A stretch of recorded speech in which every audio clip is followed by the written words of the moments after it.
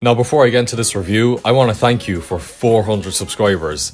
That's a fucking mad number. Like 400 people sat on their ass and watched my videos and thought, alright, I'll sub. 400 is a small number on social media, but when you imagine 400 people in a room, that's a lot of people.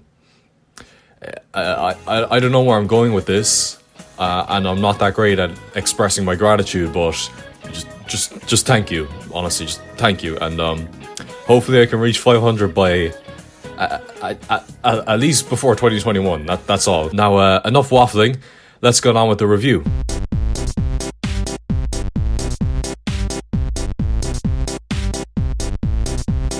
Before playing the Henry Stickmin Collection, I already knew this was a masterpiece. I remember playing these games all the time on Newgrounds as a kid.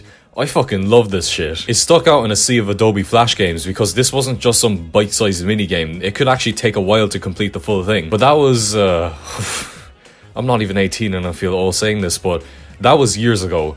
How was the Henry Stickmin Collection in 2020? I mean, this has to be my most insignificant review ever, because what can I really say that hasn't been said before? I say that as if my reviews have ever been significant, so...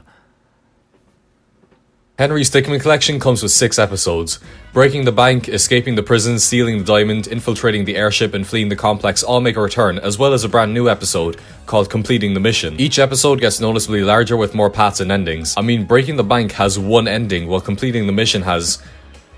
Fuck, I lost count. So while yes, you could play a majority of these games on Newgrounds, there are reasons to buy this collection. It keeps its charming art style, but graphically, it looks much better here. Breaking the Bank was entirely redone, while other episodes have had their backgrounds and sound effects remade to look and sound better. So visually, it's a lot more appealing here. I mean, look at the difference between Stealing the Diamond. It's also now in widescreen and you can play the game in full screen, but as of right now, it's only in its beta testing stages. Also, Adobe Flash Player is shutting down this year, so it's only a matter of time before you're forced to buy this on Steam. Henry Stickmin is a choose your adventure type of game, so basically you're given multiple options as you click your way through these stories. However, Henry Stickmin is a bit different because you more want to fail than to succeed, if that makes sense.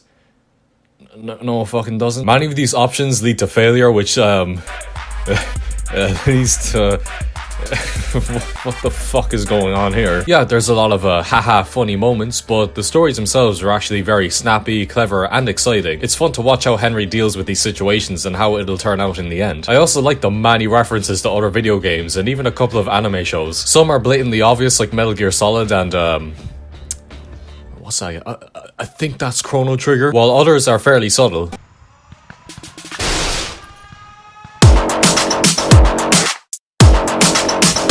The cast here is great as well, with characters like Ellie, Reginald, Right Hand Man, Dimitri, Dave, and the most important character of all, Ice Pick. Just, what a lad. There's also, this is very hard to talk about, but, there's also Charles. Just an absolute legend, just a brave soldier, and definitely has the saddest death in a video game from this year. Scratch that. The saddest death in a video game ever. Oh, man, we went through so much. He was like a brother to me. It took me weeks to accept that Charles wasn't with us anymore. I can't believe these AAA developers don't know how to construct a character like Charles. He had his strengths and his flaws. It was almost like he was a real person. Meanwhile, these big name developers create these characters and expect you to connect with them, but they're just cardboard cutouts, man. They're not like Charles. And they should really take notes because, man, Charles is arguably the greatest video game character of all time. Once again, rest in peace, Charles Calvin. What was I talking about again? Oh yeah, did I have any problems with this game? Well, they're fairly petty and there's nothing major here. Full screen does crash a lot, but like I said, it's currently in its beta stages, so there's not much I can do about that. The game's frame rate could be a little choppy at times, but only for like a second, so nothing major. And I beat this game in less than 3.5 hours with all endings and fails unlocked. For a game that's $12.50, I would say that's just a tiny bit overpriced. Just a little bit overpriced. Like, you could probably unlock a lot of these endings in under 2 hours and get a refund on Steam. Also, after unlocking all the endings and fails, there is no replay value. I have no reason to go back and play these games. I would have to wait like at least a couple of years to get an enjoyable experience again. Because as of right now, I have no incentive to go back and replay the Henry Stickmin Collection. But that's not to say the Henry Stickmin Collection is a bad game. I mean, this is better than a lot of games that have come out this year. Yeah, the Henry Stickmin Collection is one of the best games that I've played this year. What are these fucking times? If you remember playing these games on Newgrounds back in the early 2010s, or if you're just looking for a short, funny and charming choose-your-own-adventure game, then this is worth checking out. I give this game an 8. Actually, 8.5. Yup.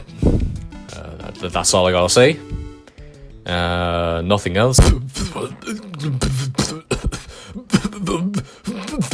10. 10, yeah, it gets a fucking 10. It's just a masterpiece. The best game I have ever played.